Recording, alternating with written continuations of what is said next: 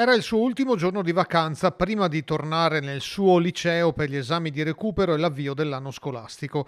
Il 63enne docente di matematica del liceo Brocchi di Bassano è fuori pericolo dopo l'operazione chirurgica effettuata al San Bortolo di Vicenza, necessaria per rimuovere alcuni frammenti della lama che gli ha sfiorato aorta e colonna vertebrale.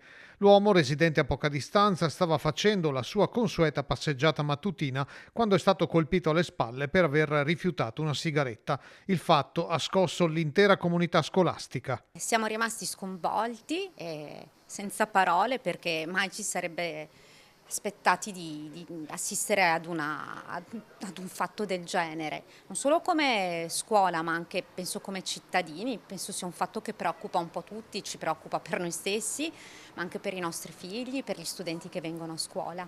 Lei ha avuto modo di contattare direttamente o indirettamente il collega?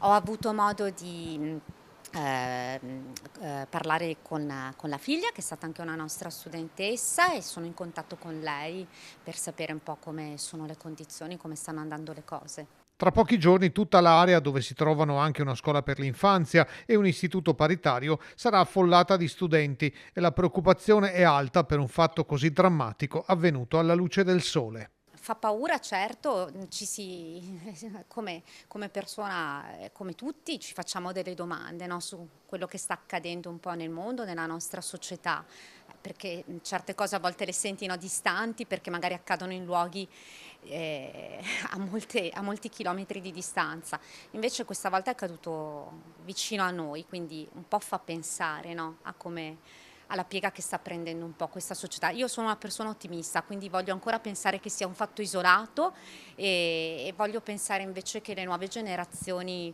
potranno trarre insegnamento anche da questo brutto fatto che è avvenuto e crescere come persone migliori.